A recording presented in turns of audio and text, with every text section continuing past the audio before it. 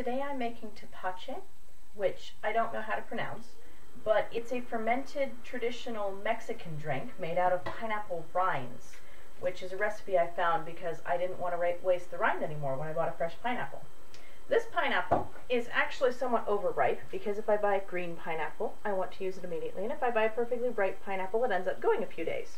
That's just how it is. So this is very yellow to the point of actually having turned kind of brown. So hopefully it has not gone bad inside, or at least not too badly. I'm going to go ahead and show you how to cut it up. I just cut the top off first, and then cut off the bottom. And I'm going to discard those. If I had a pineapple that I was completely sure wasn't going bad, I would save the bottom and put it in with the Tepache. But for this, I will just use the rinds. And now as you cut, you can see where these little brown spots are, where the rind kind of comes in toward the flesh. And I want to remove all of those from my pineapple. So I just take one spot where I see those there and kind of cut just deep enough to cut that off.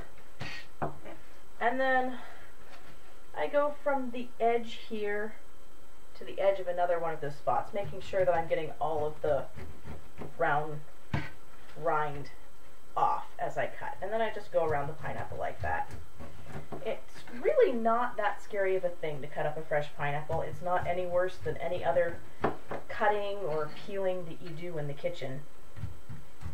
It just takes a little practice to get used to it. And then sometimes, as I cut this up, I would cut out the rind and go ahead and throw that in the Tepache. If I'm juicing, I definitely keep the rind, the core, with the flesh and juice it because it has good bromelain content. And in this case, I think we're just going to go ahead and eat the core with the flesh.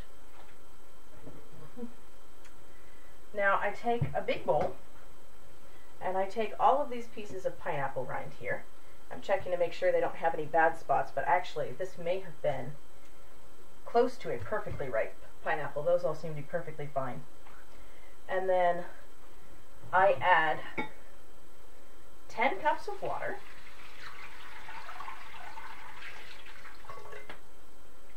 One pineapple makes quite a bit of Tepache.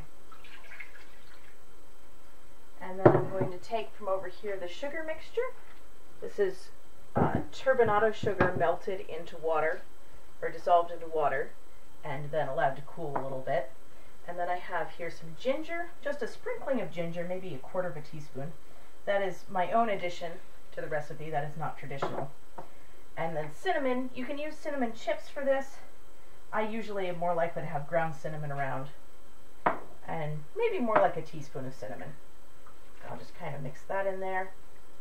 And then this is the 2 cups of turbinado sugar dissolved into 2 cups of hot water, and then preferably allowed to cool a little bit because you don't want it to kill the yeasts from the pineapple skin that are going to ferment this drink. But because I put the cold water in first, it's not as big of a problem. It will cool off very quickly as you add it.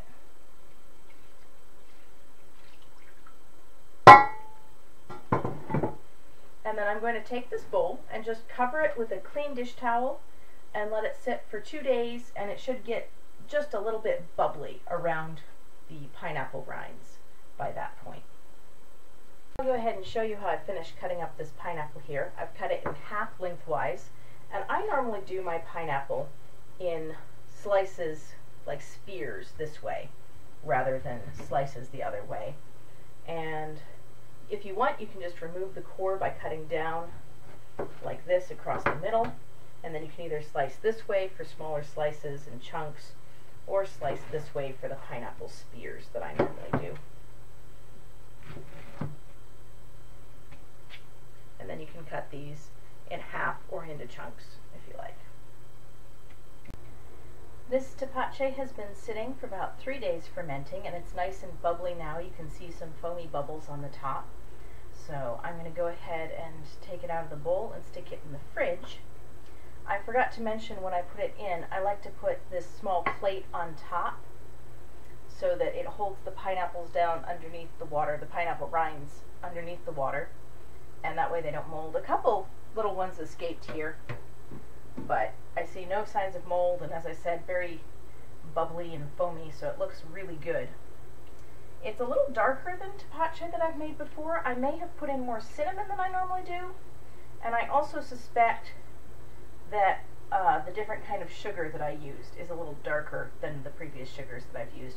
I like to squeeze out the pineapple rinds so I get all the juice out of it. Just squeeze them out a little bit as I take them out. And I did end up adding the cores to this. It was simpler than doing anything else with them this time. And then you're just left with this Tepache, which I've already said you can drink straight or add to smoothies and things. I'm going to go ahead and ladle it into this jar here. And it's kind of syrupy this time. It's kind of different. Will be interesting to see how that turns out. And then I'm going to, once it's all in the jar, cap this tightly and put it in the fridge for a couple of more days. And the fermentation process will continue slowly and cause it to actually carbonate and make a fizzy drink, which is fun. It's like pineapple soda at that point.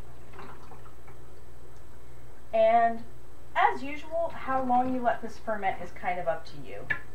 I could have let this go a little longer and have more of a tart drink. This still has some sweetness left from the sugar because my husband likes it better that way. And here's the Tepache, which I am capping to put in the fridge.